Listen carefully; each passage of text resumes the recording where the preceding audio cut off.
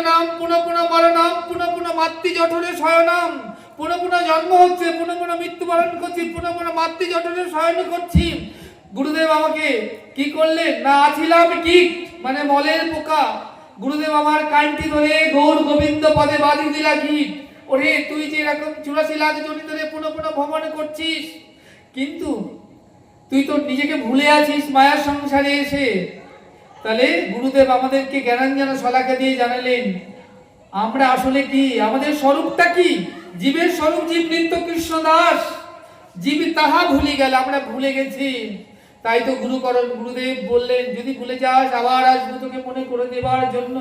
তাই তো সৎসঙ্গ, সাধু সঙ্গ, হরিকথা, হরিবাসর, এত সাধন ভজন সব কেন জানো? সব ওই শেষের দিনের জন্য। তুমি যখন দেহে চলে যাবে না, যখন মৃত্যু তোমার সামনে এসে উপস্থিত হবে, তখন তুমি আর চাইলেও শতবার চেষ্টা করলেও হরিবল বলতে পারবে না। তখন হরি বলা হবে না, হবি হবে। তখন চলতে গেলে হাঁটু কনকন করবে, বুক ধড়ফড় করবে, দেহে কপিত্তের প্রাবল্য হবে, কানে শুনতে পাবে না, চোখে দেখতে পাবে না, হাত অঙ্গ নড়তে পারবে না, হাত অবশ হয়ে যাবে, অঙ্গ পড়ে যাবে। তখন তুমি শত চেষ্টা করলেও হরিবল বলতে পারবে না। কেন জানো? কারণ সারা জীবনটা তুমি বিষয়ের মধ্যে কাটালে, বিষয়ে অর্থ, বিষয়ে টাকা করি, স্ত্রী পুত্র পরিবার ছাড়া কিছুই জীবনে বুঝলে না, কিছুই বললে না, না প্রথম থেকে জীবনের সকাল থেকে সাধন করলে, না ভজন করলে।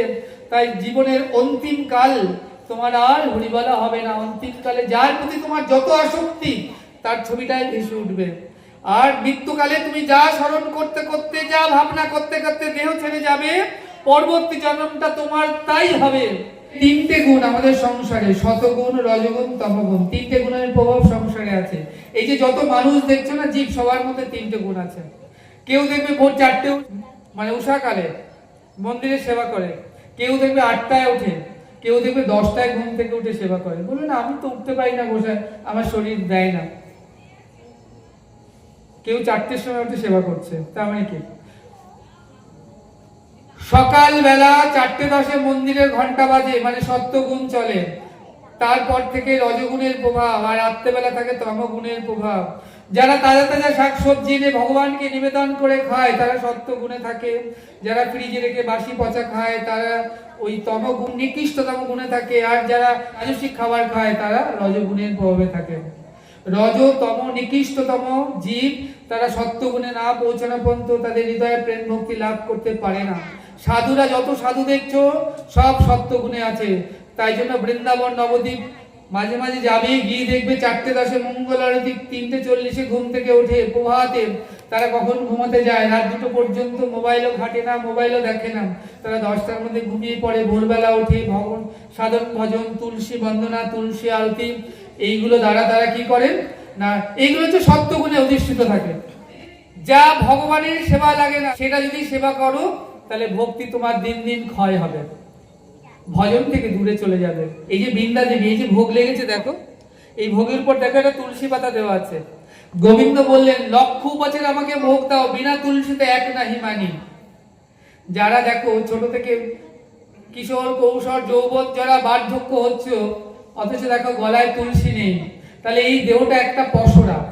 এইটাকে যেমন পসরা বলে, থালা, এখানে নানান ভোগ তুমি দেবে গোবিন্দ সেবার জন্য, তাতে তুলসী দিতে হয়। এই দেহটা একটা পসরা।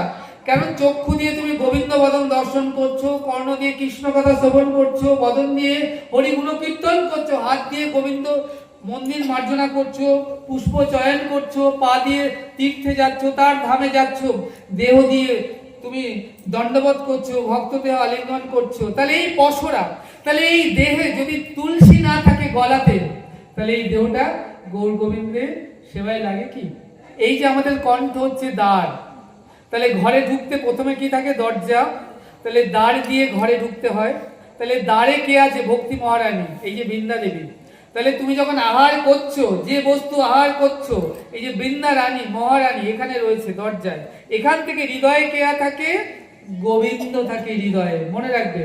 তাহলে তুমি অখাদ্য অবস্তু যা গোবিন্দ সেবায় লাগে না, তাই যদি তুমি আহার করো, তাহলে এখানে গিয়ে সেই বস্তুতে কখনো প্রেম তৈরি হতে পারে? তুমি যদি মনে করো একটা ঝাল লঙ্কা চিবিয়ে খাও, রসগোল্লার মতো মিষ্টি লাগবে?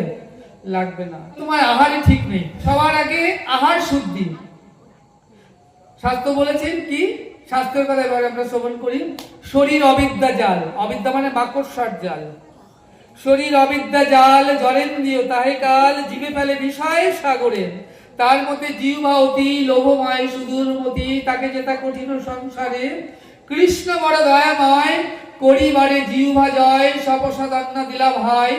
সেই অন্নামৃত পাও রাধা কৃষ্ণ গুণ গাও, প্রেমে ডাকো চৈতন্য নিতাই। তাহলে কি বললেন? যা গৌর গোবিন্দ সেবা লাগে না সেই বস্তু তুমি আহার করছো, অথচ গোবিন্দকে দিতে পারছো না, অথচ বলছো আমি কত বড় ভক্ত। তাহলে ভগবানকে না লাগিয়ে নিজে সেবা করাকে বলে চৌর্য বৃত্তি করা। বাজার থেকে প্রথম ফলটা এনে ঠাকুরজিকে দাও না। নিজের ছেলের জন্য পোশাক এনেছো, গোবিন্দের জন্য একটা পোশাক এনে দাও না। নিজের জন্য কত খরচ করো, মেয়ে জামা এসেছে 500 টাকার বাজার করেছো, আর দোকানে গিয়ে বলছো আমাকে একটু 10 টাকার গুজি আর 10 টাকার মধ্যে একটু ফুল দাও। বললেন এই রজনীর মালাটা নিয়ে যান না, এই দেখুন এই মালাটা কত সুন্দর, রজনীর মালা। বলছেন এই মালাটার দাম কত? বলেন মালাটা না 30 টাকা। বলেন না গোসাই 30 টাকা বাজেট নেই। আমরা আমাদের থেকে কি পান কে আছে? শাস্ত্র বললে খুব ধ্যান দেবে। যে দেহ তুমি যত্ন করো দিনে রাত্রে বসন ভূষণ কত বেশ, যবে পরমাত্মা হবেন অন্তর ধ্যান, দেহের গতি কি হবে জানো? ভস্ম কীট কৃমি অবশেষ। তিনি এখানে বসে আছে বলে এত আনন্দ। এই যে যতই করো 4 তলা আর 6 তলা, মনে রেখো শেষের দিনে তোমার গতি হবে তুলসী তলা। ওই দেহটা তুলসী তলায় শুইয়ে রাখবে। 3.5 হাতে জায়গা তোমায় কেউ দেবে না।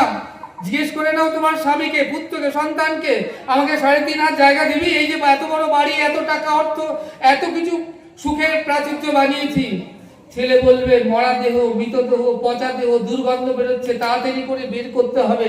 লোকজন বন্ধু বান্ধব ডেকে বের করবে তাড়াতাড়ি করে। আগের দিনে হলো তো গাছ, কলা গাছের ভেলায়, বাঁশের ভেলায় করে নিয়ে যেত। ওমা যাও, তাও নিয়ে যায় না। পৌরসভায় একটা ফোন করে দেয় আর স্বর্গের রাত চলে আসে, লেখা থাকে শেষ যাত্রা। আর যখন দেহটা শোয়ানো থাকে, খুব ধ্যান দেবে, তখন কি হয়? আমাদের দেহে সব থেকে ভারী হচ্ছে আমাদের মাথা। মাথাটা যখন সব দেহ শোয়ানো থাকে না, মাথাটা দুলতে থাকে। দুলে দুলে অনেক কথা বলে। এক পাশে দাঁড়িয়ে মহাজন বলছে, কি বলছে জানো? বলছে জানো মাথা কি বলছে? সব দেহ কি বলছে? বলছে আজ কেউ নেই আমার, আজ কেউ নেই আমার। জানো একদিন আমার সব ছিল, আমার স্ত্রী ছিল, পুত্র ছিল, বাড়ি ছিল, গাড়ি ছিল, বিষয় আশা সুখের কত প্রাচুর্য ছিল, কিন্তু আজ কেউ নেই আমার, আজ কেউ নেই আমার। জেনে এই তত্ত্ব সঙ্গ করো বিষয় বৃত্ত, সে তে মজালো চিত্ত রূপার সনাতন। তারা সব ছেড়ে চলে গেল মধুময় শ্রীধাম বৃন্দাবন। রূপ সনাতন, হুসেন শাহের রাজমন্ত্রী, কত 700 স্বর্ণ মুদ্রা, এত কিছু গৌরকে ভালোবেসে সব পরিত্যাগ করে বৃন্দাবনে চলে গিয়েছে। বৃন্দাবনে কি করছে জানো? রূপ সনাতন, যিনি রাজমন্ত্রী।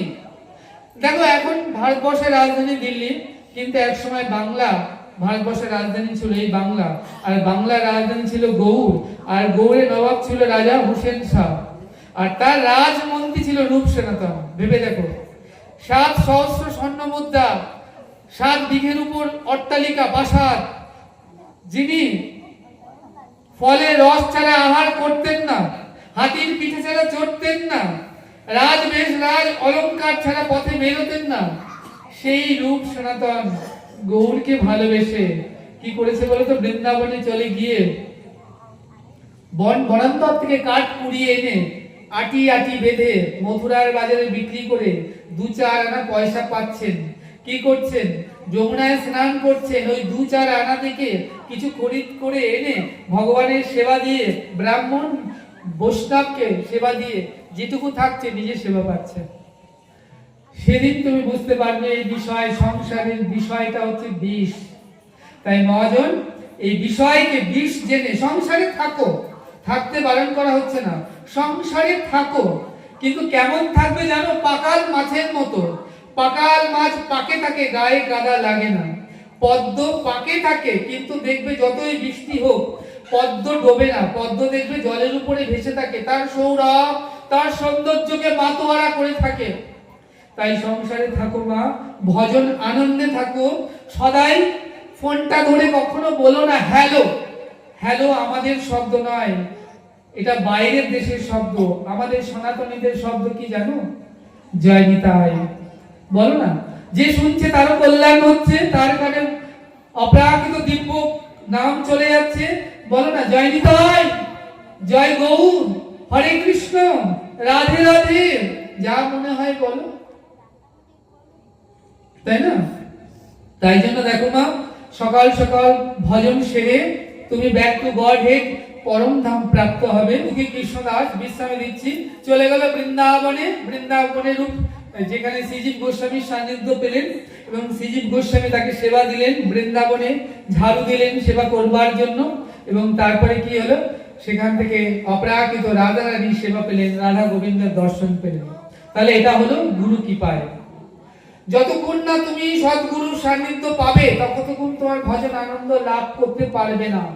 গুরুদেব যদি সৎ না হয়, বলেন যে বাবা আমি তো ওইসব খাই যা গোবিন্দ সেবায় লাগে না, গুরুদেব সৎ না হলে তোমাকে বলবেন ঠিক আছে মা খেতে থাকা, একদিন হয়তো তোর খেতে খেতে চলে যাবে। তাহলে কি হবে, গুরুদেব আসছেন, দান দক্ষিণা নিচ্ছেন, গরম গরম লুচি পরোটা খাচ্ছেন, চলে যাচ্ছেন, তোমাকে ভজন আনন্দ দান করছেন না। প্রকৃত গুরুদেবের একটাই কর্তব্য, শিষ্যকে ভজন আনন্দ দান করে তিনি ব্যাক টু গড হেড, পরম ধাম প্রাপ্ত করাবেন, তাকে ভজন দান করবেন। কি আমার ভজন? তাহলে আমাদের ভজন তো নিতাই গৌর। তাহলে সদা সর্বদা তুমি হা নিতাই হা গৌর বলো, রাধে রাধে বলো, রাধে রাধে রাধে রাধে তুমি জপ করতে থাকো। এই নাম অপ্রাকৃত কৃষ্ণ নাম, সাধ্য প্রভু নয়, শ্রবণাদি শুদ্ধ চিত্তে করো উদয়। একবার নাম বললে তোমার হয়তো প্রেম জাগবে না, ওই পাটি সাপড়ার মতো দ্বিতীয় কামড়টা খেলে তৃতীয় মাছ খেলে পুর। তুমি নাম করতে করতে দিবানিশি করতে করতে নাম জপতে জপতে যবে প্রেমাঙ্কুর হবে, শাস্ত্র বললেন জপিতে জপিতে যবে প্রেমাঙ্কুর হবে, সাধ্য সাধন তত্ত্ব তবে জানিবে। তাই গৌর সুন্দর আজ আমাদের জন্য কাঁদছেন, হে কলির জীব তোমরা একবার হা নিতাই বলো। নিতাই না বলিল মুখে, মজিল সংসার সুখে, বিদ্যাকুলে কি করিবে তাই, সদা সর্বদা হা নিতাই বলো, হা গৌর বলো। তাই গৌর সুন্দর বলছেন, আর উচ্চস্বরে গাদে গোড়া জীবেরও লাগিয়া, চেতন করেন জীবেরে কৃষ্ণ নাম দিয়া, শোনো মিশ্র কলিযুগে নাহি তাপ যজ্ঞ, যেজন আমার কৃষ্ণ ভজে তার মহাভাগ্য। এতের ঘিরে ফিরে কৃষ্ণ ভজ গিয়া, খুঁটিনাটি পরিহারি একান্ত হইয়া, সাধ্য সাধন তত্ত্ব যা কিছু সকল, ওই হরি নামের মধ্যে দেখো আছে সকল। নাম নামে অভেদ তত্ত্ব। কৃষ্ণ আর কৃষ্ণ নাম আলাদা নয়। কৃষ্ণায় বাসুদেবায়, হরে পরমাত্মনে প্রণত কেশনাশায়, গোবিন্দায় নমো নমো।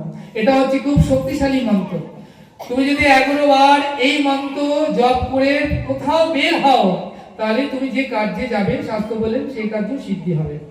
কৃষ্ণায় বাসুদেবায়, সকলে বলো আমার সঙ্গে, কৃষ্ণায় বাসুদেবায়, হরে পরমাত্মনে প্রণত কেশনাশায়, গোবিন্দায় নমো নমো। তাহলে এই যে আমাদের যত ক্লেশ হরণ করে নেয় গোবিন্দ, একবার কৃষ্ণ নামে যত পাপ হরে, পাতকীর সাধ্য কিরে তত পাপ করে, সারা জনম ধরে যত পাপ করেছো, একবার যদি তুমি শুদ্ধ চিত্তে শুদ্ধ অন্তঃকরণে কৃষ্ণ নাম করতে পারো, হা নিতাই হা গৌর বলে প্রেমাস্ত্র তুমি যদি একবার ঝরাতে পারো, তাহলে তোমার সাধ্য নাই এত পাপ তুমি করতে পারো, সব হরণ করে নেয় গৌর সুন্দর আমার নিতাই চাঁদ পরম দয়াল। তাই সদা সর্বদা হা নিতাই বলো, হা গৌর বলো, রাধে রাধে জপ করতে থাকো। আজকে দেখো মা, এই পুণ্য তিথিতে আজকে 540তম বর্ষ পেরিয়ে গেল আমার গৌর সুন্দরের আবির্ভাব তিথিতে। আমরা ছোট করে একটুখানি গৌর কথা আস্বাদন করলাম, যেহেতু দেরি করে অনেক পাঠ শুরু হয়েছে, 8:30টার পর পাঠ শুরু হয়েছে, তাই জন্য আপনাদের একটু দেরি হলো। তোমরা অনেক ধৈর্য সহকারে তোমরা এই ভাগবত কথা গৌর কথা শ্রবণ করলে, তাই তোমাদের মতো এমন রসিক প্রেমিক ভক্ত পাওয়া অতি দুর্লভ। তাই শ্যামসুন্দর তোমাদের সকলের চরণে ধন্যবাদ করছে। তোমাদের মতো এমন রসিক ভক্তের সান্নিধ্য লাভ পেয়ে শ্যামসুন্দর আজ ধন্য হয়েছে। তোমাদের জানিয়ে রাখি আজকের এই পাঠটা যদি তোমরা আবার শুনতে চাও কিংবা পরিপূর্ণভাবে শুনতে চাও, ইউটিউবে যাও, মোবাইলে ইউটিউবে যাবে, গিয়ে সার্চ করো গৌর কথা শ্যামসুন্দর দাস বারাসাত লিখবে, অবশ্যই সার্চ করো। ওখানে 1000 প্লাস 1000 প্লাস ভাগবতের আসর আছে, অজস্র ভাগবত কথা আছে, গৌর কথা, ভাগবত কথা, নদিয়া লীলা, ব্রজলীলা। কি বাংলাদেশে আমি গিয়েছিলাম 2015 সালে 1 মাস হরিকথা বলবার জন্য। সব জায়গায় যত যত ভাগবত কথার আসর আছে তার মধ্যে অধিক ভাগবত কথার আসর ওখানে আছে। আর অনেক আসর তো আছে আমি রেকর্ডিং করি না, কিছু আসর আছে যেগুলো রেকর্ডিং করি। তো যাই হোক, তোমরা যদি মনে করো আরো ঘরে বসে ভাগবত কথা শুনতে চাও তাহলে ইউটিউবে যাবে, সার্চ করবে গৌর কথা GOURKATH শ্যামসুন্দর দাস বারাসাত লিখবে, দেখবে চ্যানেলটা আসবে, চ্যানেলটা সাবস্ক্রাইব করবে। যত খুশি ভাগবত কথা, গৌর কথা ঘরে বসে তোমরা শ্রবণ করো। এই কথা বলে আজকে এখানে ভাগবত কথা বিশ্রাম দিচ্ছি, কারণ অনেক বেলা হয়ে গিয়েছে, তোমাদেরকে আবার ঘরে ফিরতে হবে। আর এটুকু এই নৃত্য ভজন আনন্দের মধ্যে ডুবে থাকো। একবার জয় জয়ধ্বনি, হৃদয় গৌর সদা প্রেমানন্দে হরি হরি বল। হৃদয় গৌর সদা প্রেমানন্দে বদনে বলো হরি হরি বল। হৃদয় গৌর সদা প্রেমানন্দে বদনে বলো হরি হরি বল। জয় জয় শ্রী রাধে শ্যাম, জয় জয় শ্রী রাধে শ্যাম, জয় জয় শ্রী রাধে শ্যাম। জয় হোক, জয় হোক, জয় হোক। আজ এখানে ভাগবত কথার বিশ্রাম থাকলো। আবার যদি কখনো তোমরা শ্যামসুন্দরকে ডাকো, আবার শ্যামসুন্দর যদি আসে তোমাদের মতো এমন রসিক জনের সান্নিধ্যে, আবার ভাগবত কথা হবে, হরিকথা হবে। রাধে রাধে। ভক্ত তপন ঘোষ তিনি দেহ ছেড়ে চলে গিয়েছেন। আমরা সকলে প্রার্থনা করব তিনি ভগবত ধাম প্রাপ্ত হয়েছেন। তার সেই ভগবত ধাম প্রাপ্তির উদ্দেশ্যে সকলে 3 বার জয়ধ্বনি দেবে, তারপর সকলে 1 মিনিট নীরবতা পালন করবে। 3 বার তোমরা উলুধ্বনি জয়ধ্বনি করবে। কেন না তপন ঘোষ ভক্ত প্রভার তিনি ভগবত ধাম প্রাপ্ত হয়েছে, এই আমাদের বাসনা থাকবে। হরি বল, হরি বল, হরি বল।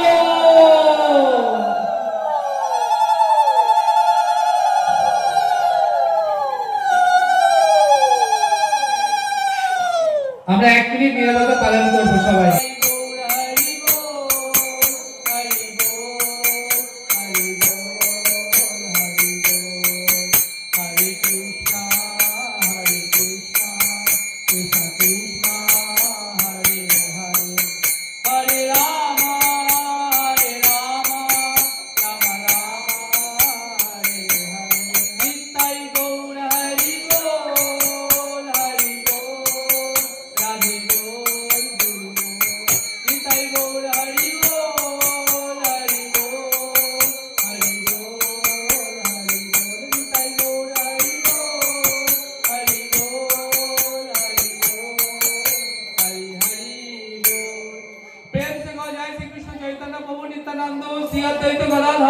শিবাসাদি গৌর ভক্তবৃন্দ কি, গৌরাঙ্গ মহাপুরুষ পঞ্চতত্ত্ব কি, গৌর সুন্দরের শুভ আবির্ভাব তিথি কি, গৌর সুন্দরের 540 বছর অতিক্রান্ত আবির্ভাব তিথি কি, শুভ গৌর পূর্ণিমা কি, জগন্নাথ মিত্র সচী মাতা কি, নবদ্বীপ ধাম কি, পরিয়া ভক্তবাসী কি, পরিয়া গ্রামবাসী ভক্তবৃন্দ কি, সমাগত ভক্তবৃন্দ কি, আগত ভক্তবৃন্দ কি, হইয়াছেন যত ভক্তবৃন্দ কি, হবেন যত ভক্তবৃন্দ কি, নবদ্বীপ ধাম কি, সুরজনী গঙ্গা মাতা কি, বৃন্দাবন ধাম কি, ভোজবালা ভোজবাসী কি, ধাবলী শ্যামলী কি, গিরাজ মহারাজ কি, মন্ডল ভূমি কি, নীলাচল ধাম কি, শ্রীক্ষেত্রপুরী ধাম কি, নীলাচল জগন্নাথ বলদেব সুভদ্রা মাইয়া কি, দ্বারকাপুরী ধাম কি, কেদারনাথ বুদ্ধিনাথ কি, চারিধাম চারি সম্প্রদায় কি,